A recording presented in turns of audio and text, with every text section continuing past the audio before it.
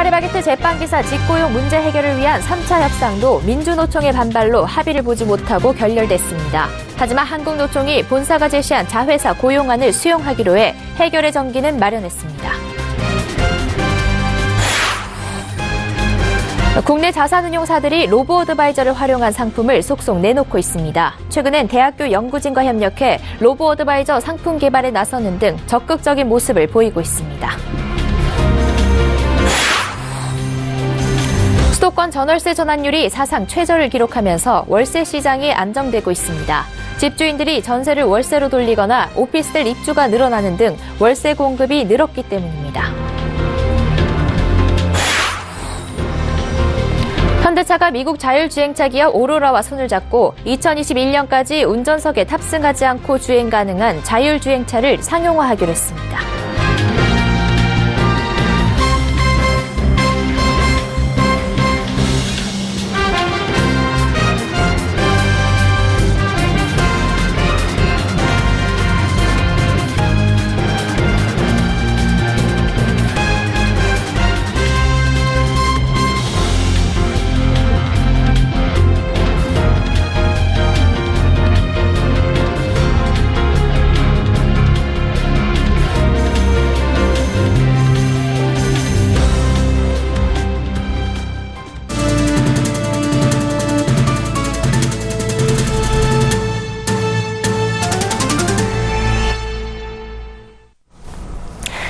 시청자 여러분 안녕하십니까? 센 경제 현장 양한나입니다.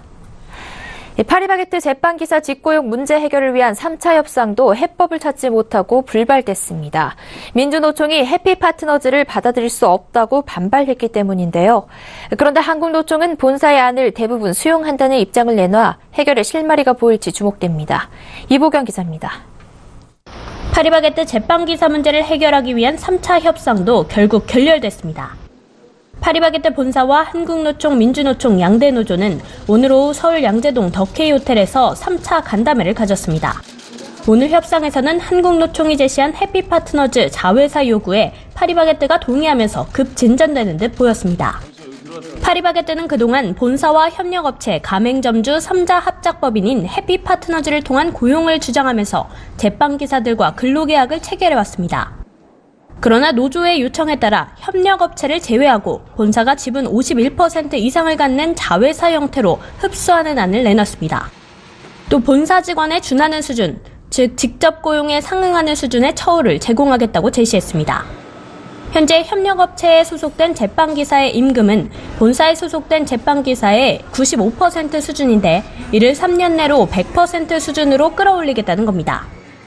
후생복지도 본사 직원 수준의 복지를 제공하겠다고 밝혔습니다. 그러나 민주노총이 결렬을 선언하고 간담회장을 빠져나갔습니다. 해피파트너스를 경쟁하는 안은 받을 수 없습니다. 법대로 하자는 얘기입니다. 법대로. 불법하긴 했으면 직접 고용하는 거고 차별을 해소해야죠. 민주노총은 해피파트너즈를 받아들일 수 없다는 입장입니다. 사명을 바꿔 사업자 등록을 다시 받고 기존의 해피파트너즈와 근로계약을 체결한 4,500여 명의 제빵기사도 다시 처음부터 계약을 체결해야 한다는 주장입니다. 또 임금도 즉시 본사 직원의 100% 수준으로 끌어올릴 것을 요구하고 있습니다. 이에 한국노총은 주말에라도 민주노총과 협의하겠지만 여의치 않을 경우 단독으로라도 본사의 안을 수용하겠다는 방침입니다. 저희 한국노총 입장은 회사에서 상호 명칭 변경하는 거 보고 월요일이나 화요일 날 입장 발표할게요. 한편 지난해 12월 8일 해피파트너즈와 근로계약을 체결한 제빵기사들이 제3의 노조를 결성했다는 사실이 알려졌습니다.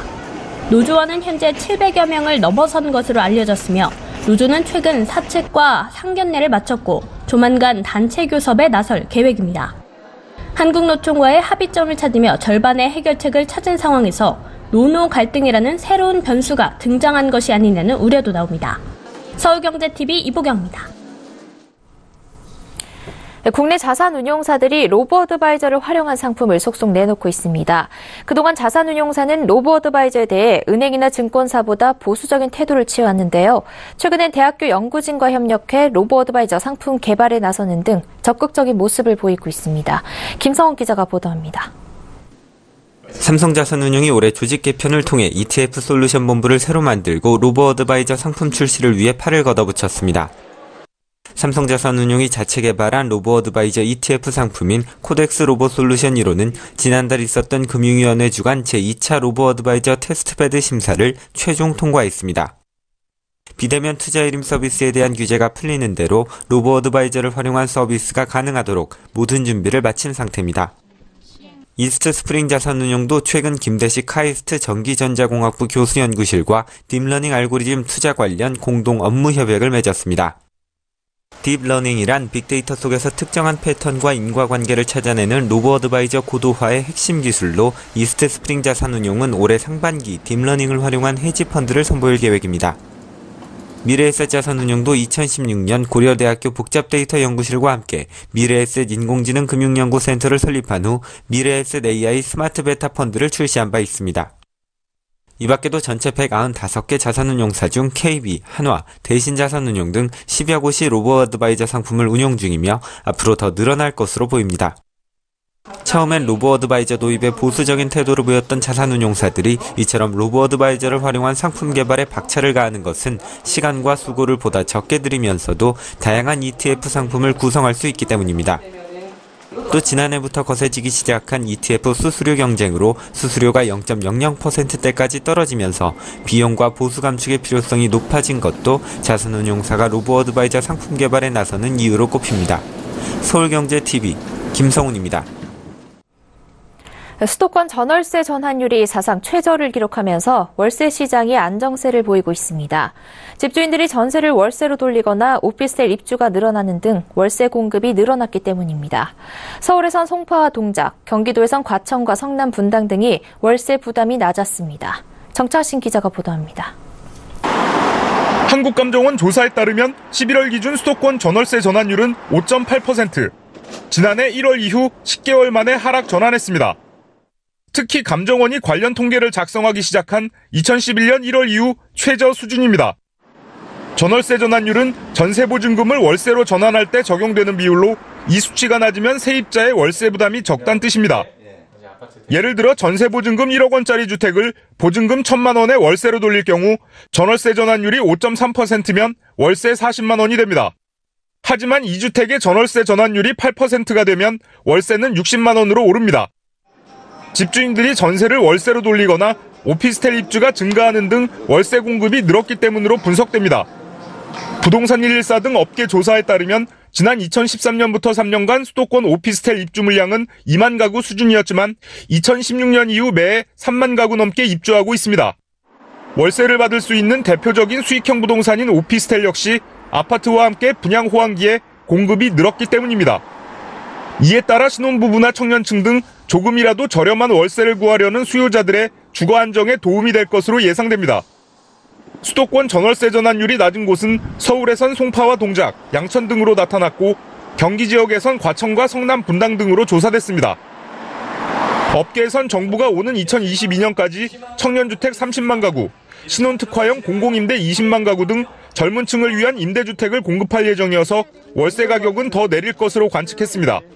서울경제TV 정창신입니다. 미래 자동차 시장의 핵심으로 꼽히는 자율주행 기술을 두고 글로벌 자동차 시장 경쟁이 치열합니다. 이 가운데 현대차는 자율주행차 시장을 선점하기 위해 미국 자율주행 절대 강자로 불리는 오로라와 손을 잡았는데요. 오로라는 구글에서 자율주행 기술 개발을 이끌었던 크리스 험슨과 테슬라 오토파일럿 총괄 출신인 스털링 앤더슨 등 자율주행 기술의 선구자들이 주축이 된 자율주행 분야 소프트웨어 솔루션 개발 기업입니다. 현대차는 이를 바탕으로 2021년까지 운전석에 탑승하지 않고 주행이 가능한 레벨 4의 자율주행차를 상용화한다는 계획입니다. 김혜영 기자입니다. 현대차가 자율주행 기술 개발에 박차를 가하고 있습니다. 현대차는 미국의 자율주행 전문 기업인 오로라와 협업을 맺었습니다. 오로라는 자율주행 부문 시장의 판도를 바꾸는 혁신 기업, 이른바 게임 체인저로 불립니다. 실제 어떤 기업이 오로라와 손을 잡을지가 세계 자동차 업계 초미의 관심사였습니다. 현대차는 이를 바탕으로 4단계 자율주행 기술을 적용한 자율주행차를 2021년까지 개발한다는 계획입니다. 이는 운전자 개입이 없어도 차량 스스로 주행이 가능한 수준으로 운전자가 돌발 상황에 대한 주의를 기울이는 조건만 있을 뿐 사실상 완벽한 자율주행 수준에 가깝습니다. 현대차 그룹은 이번 오로라와의 협업을 시작으로 차세대 수소전기차 등을 활용한 다양한 연구 활동을 통해 무결점의 완벽한 자율주행차를 선보이는 것을 목표로 하고 있습니다. 향후에도 자율주행 분야에서 최고의 기술력을 보유한 기업들과 협업을 지속적으로 추진해 나갈 계획입니다. 현대차는 자율주행 기술을 시험할 스마트 시티도 구축한다는 계획입니다.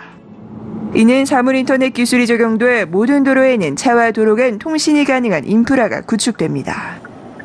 현대차는 자율주행차 개발과 관련된 구체적인 가동 계획을 오는 8일 미국 라스베이거스에서 열리는 CES 2018에서 오로라와 함께 발표할 계획입니다. 자율주행차 상용화를 위해 든든한 글로벌 파트너를 만난 현대차. 시장 주도권을 잡을 수 있을지 주목됩니다. 서울경제TV 김혜영입니다. 중소기업은 일자리를 대폭 늘렸지만 대기업은 오히려 줄었습니다. 통계청에 따르면 2016년 12월 기준 중소기업 일자리는 1,550만 4천 개로 작년보다 28만 6천 개 증가했습니다. 반면 대기업 일자리는 같은 기간 371만 9천 개에서 367만 8천 개로 4만 1천 개 감소했습니다. 대기업은 특히 남성보다 여성 일자리를 더 많이 줄였습니다. 대기업 내 남성 일자리는 같은 기간 245만 5천 개에서 244만 개로 1만 5천 개 감소했고 여성 일자리는 126만 4천 개에서 123만 8천 개로 2만 6천 개 줄었습니다. 중소기업은 남성 일자리를 940만 3천 개에서 961만 개로 20만 개 넘게 늘렸고 여성 일자리는 581만 5천 개에서 589만 4천 개로 7만 9천 개 확대했습니다. 새해 첫 주에도 서울 아파트 가격이 큰 폭으로 상승했습니다. 부동산 114에 따르면 이번 주 서울 아파트 가격은 지난주보다 0.33% 올랐습니다. 3주 연속 상승폭이 확대된 것으로 파리 부동산 대책 발표 이후 두 번째로 높은 상승률입니다. 강남구와 송파구, 양천구 등 재건축 이슈와 개발 호재가 있는 지역이 가격 상승을 이끌었습니다.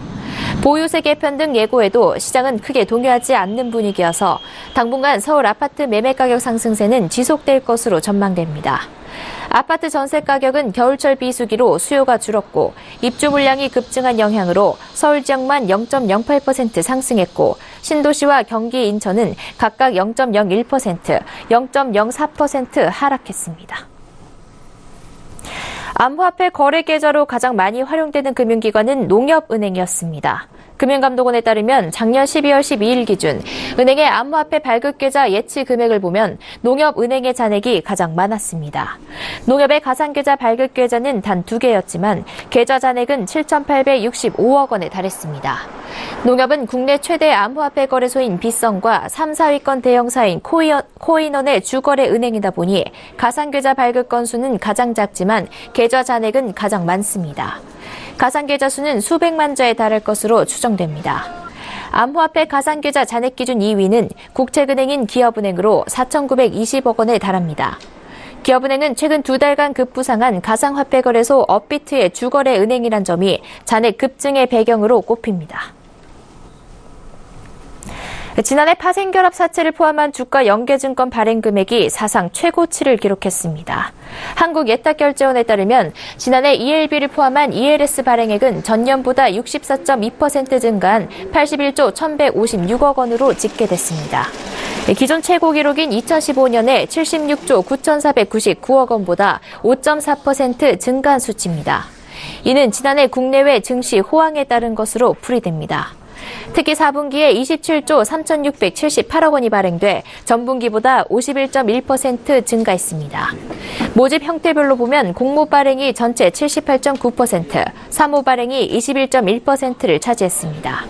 특히 코스피 200을 기초자산으로 하는 ELS 발행액은 2015년과 2016년 2년 연속 감소하다 작년 큰 폭의 증가를 기록했습니다. 삼성전자의 신임 경영진들이 최근 잇따라 자사주 매입에 나섰습니다. 경영진들이 책임을 지고 경영 성과를 내겠다는 의지의 표명으로 해석됩니다. 오늘 삼성전자에 따르면 C 부문장인 김현석 사장과 IM 부문장 고동진 사장, CFO인 노희찬 경영지원실장은 오늘 각각 삼성전자 주식을 1095주, 1000주, 200주 매입했다고 공시했습니다. 앞서 DS 부문장인 김기남 사장도 자사주 3,500주를 매입했다고 작년 12월 28일 공시한 바 있습니다. 삼성전자의 새해 첫 스마트폰 2018년형 갤럭시 A8이 국내 이통 3사를 통해 출시됐습니다. 차별화된 카메라 기능을 탑재해 기존 갤럭시 A 시리즈와 달리 2030 젊은 소비자를 겨냥했습니다. 롯데주류는 황금 개띠의 기념 와인 밀라를 출시했습니다. 칠레산 카베르네 소비뇽 품종으로 알코올 도수 13.5도의 레드 와인입니다. 금융당국이 배재현 NC소프트 부사장을 미공개 정보 이용 혐의로 검찰에 고발했습니다. 배 부사장은 작년 6월 NC소프트의 주가가 급락하기 전 보유 중이던 주식 8,000주를 전량 매도해 주가 하락을 예견하고 미리 주식을 매도한 것 아니냐는 의혹을 받고 있습니다. 포항 공가대가 적도 부근 바닷물 수온이 올라가는 엘니뇨 현상이 지구 허파인 아마존 밀림의 탄소 흡수 능력을 크게 줄일 수 있다는 연구 결과를 내놨습니다.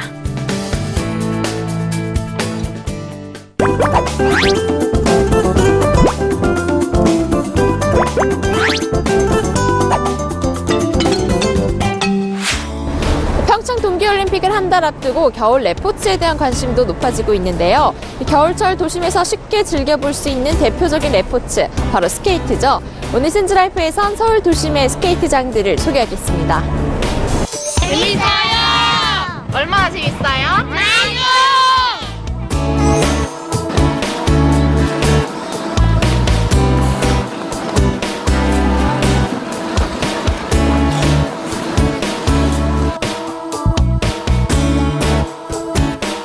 겨울철 매서운 추위를 이겨내는 방법 중 하나로 꼽히는 동계 레포츠. 그 중에서도 남녀노소 누구나 쉽게 즐길 수 있는 레포츠는 스케이팅입니다. 특히 도심 내 곳곳에 마련된 스케이트장 덕분에 멀리 나가지 않고도 스케이팅을 마음껏 즐길 수 있는데요. 서울에서 가장 쉽게 찾아볼 수 있는 곳은 서울광장 앞 스케이트장입니다. 올해로 13회째를 맞은 이곳은 5,176제곱미터 규모로 매년 서울 시민들의 사랑을 받고 있습니다. 친구랑 놀러 왔어요. 재밌어요. 스케이트 잘 못할 줄 알았는데 잘 타줘서 재밌어요. 오는 2월 25일까지 평일은 오전 10시부터 오후 9시 30분까지, 주말과 공휴일은 오전 10시에서 오후 11시까지 운영합니다. 해가 졌을 때 불을 밝힌 모습도 아름답다고 합니다. 이용요금은 입장료와 스케이트 대여료를 포함해 1시간 1,000원이며 안전모와 보호대는 무료로 대여해줍니다. 디스커버 서울패스를 소지한 외국인은 무료로 즐길 수 있습니다. 오전 시간대에는 스케이트 강습도 받을 수 있습니다. 평일은 주 4회 15,000원, 주말은 2회 8,000원입니다. 다음으로 압도적인 규모와 빙지를 자랑하는 테른 국제 스케이트장. 최대 500명에서 600명을 수용할 수 있는 실내 스케이트장인 이곳은 국제 규격의 400m 링크를 갖추고 있습니다. 국가대표 선수들이 훈련하거나 대회하는 모습을 구경하며 스케이팅을 즐길 수 있다는 점에서 일석이조입니다. 저희 집이 여기서 멀지 않아서 여기 있다는 건 알았는데 제가 오늘 직장이 오프라서 같이 딸들 데리고 왔습니다. 첫째는 많이 타봤는데 두셋째는 처음 타는데요. 너무 잘 타서 기분도 좋고 아이들이 잘 놀아서 너무 좋은 것 같아요. 스케이트를 탈 때 가장 조심해야 할 것은 안전사고입니다. 스케이트는 발에 꼭 맞는 사이즈를 선택해 느슨하지 않도록 완전히 고정해야 합니다. 안전모와 장갑 착용도 필수적입니다. 여름판에 넘어졌을 때를 대비해 안전모와 장갑을 꼭 착용해줘야 합니다. 특히 스케이트를 처음 타는 경우 급하게 움직이기보다 천천히 걷기부터 시작하며 얼음판에 익숙해지도록 해야 합니다. 무릎과 상체를 약간 낮춰주되 허리를 구부리지 말고 수평으로 펴주는 자세가 안정적입니다. 다리는 V자로 만들어 한 발 한 발 45도 방향으로 밀어주며 앞으로 나아가는 게 좋습니다. 넘어졌을 땐 당황하지 않고 차분히 무릎을 세우고 팔을 뒤로 한 채 장갑을 착용한 손으로 얼음판을 짚어 천천히 일어나야 합니다. 테른 국제 스케이트장은 매일 오전 10시부터 오후 6시까지 운영되며 입장료는 3,000원에서 4,000원, 스케이트 대여료는 3,000원입니다. 빌딩 숲 사이에 위치한 상암동의 MBC 스케이트장도 시민들의 사랑을 받고 있습니다. 1,800제곱미터 규모로 최대 400명을 동시에 수용할 수 있습니다. 매시간 정밀 차량을 가동해 최상의 빙지를 유지하고 있습니다. 방송 제작 현장을 구경하며 스케이팅을 즐길 수 있다는 게 장점입니다. 근처에 위치한 방송 테마파크 MBC 월드, 라디오 방송 현장을 볼 수 있는 가든 스튜디오, 다양한 먹거리와 상점이 즐비한 MBC 몰 등을 함께 이용할 수 있습니다. 오는 2월 18일까지 MBC 앞 상암 문화광장에서 이용할 수 있으며 이용 요금은 스케이트와 헬멧 대여를 포함해 평일 3,000원, 주말 5,000원입니다. 강습은 오전 시간대 일주일 단위로 월요일에서 금요일까지 5회 과정으로 7주간 진행되며 강습 주간 전주 월요일부터 선착순으로 현장에서 예매할 수 있습니다. 동장군이 기승을 부리는 겨울철, 집에서만 있기보다 가족, 친구들과 가까운 스케이트장을 찾아보는 건 어떨까요? 움츠러든 몸도 풀리고 즐거운 추억도 쌓으며 추위를 이겨낼 수 있을 겁니다. 서울경제TV 양하나입니다.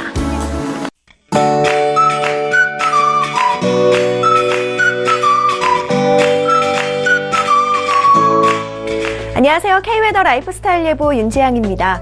소환절기인 오늘 기온이 다소 오르면서 추위의 기세가 한풀 꺾였습니다. 주말에도 큰 추위는 없겠습니다. 토요일인 내일은 대체로 맑겠고요. 모레 일요일은 구름이 많겠는데요. 나들이 하기에는 무난할 것으로 보입니다. 다만 대기가 무척 건조하겠습니다. 서울과 수도권 일부, 강원 영동과 산간, 영남과 전남 지역 곳곳에 건조특보가 발효 중입니다. 최근 화재 사고가 잇따르는 만큼 불씨 관리에 각별히 유의하셔야겠습니다. 위성 영상입니다. 현재 전국이 대체로 맑은 하늘을 보이고 있습니다. 내일은 중국 산둥반도 부근에 위치한 고기압의 영향을 받겠습니다. 자세한 지역별 날씨는 나절 예보로 알아보겠습니다. 중부지방 대체로 맑겠습니다. 서울의 아침 기온 영하 6도, 낮 기온 3도로 오늘과 비슷하겠습니다. 동해안 지방도 구름만 조금 지나겠습니다. 아침 기온 속초 강릉 영하 3도, 한낮에 6도로 예상됩니다. 남부지방도 맑은 하늘이 예상됩니다. 아침에 전주와 대구 영하 3도, 낮 기온은 광주 7도, 부산 9도가 되겠습니다. 물결은 동해상에서 최고 3m로 높게 일겠고요. 그 밖의 해상은 0.5에서 2.5m로 일겠습니다. 일요일 저녁 제주도와 호남, 경남 지방은 점차 흐려져서 비가 내리겠고요. 월요일은 전국에 눈이나 비가 올 것으로 보입니다. 다음 주 중반에는 기온이 다시 큰 폭으로 떨어지면서 매서운 한파가 찾아올 전망입니다. 날씨였습니다. 센 경제 현장 여기까지입니다. 시청해주신 여러분 고맙습니다.